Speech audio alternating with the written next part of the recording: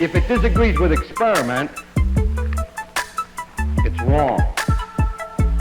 And that simple statement is the key to science.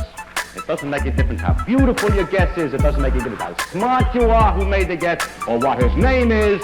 If it disagrees with experiment, it's wrong. That's all there is to it.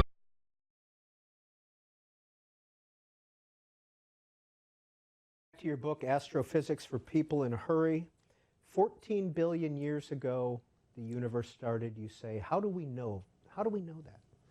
So the way knowledge is acquired scientifically is you have an idea and you propose an experiment to test the idea. And then if it's an expensive experiment, you probably don't have the money to do it in your garage. So now you propose to get funding from sources.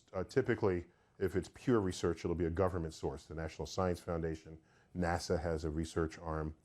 If you're in the other fields like biology, human physiology, you might be getting a grant from the National Institutes of Health. And so you have this idea, you build an experiment, and you test it.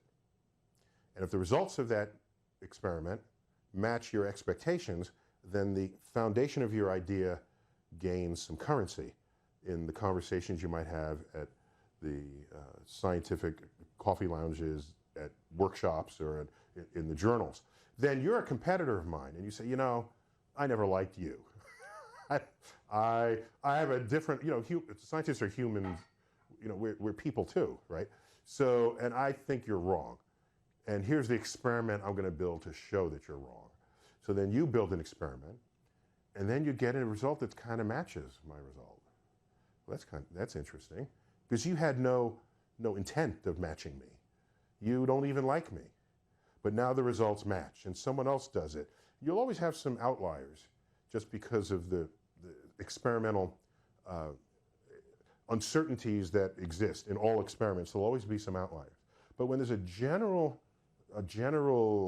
lean towards a truth, an emergent truth, you look back and you say, oh, okay, all of these experiments point to approximately the same result. And you have these few outliers here.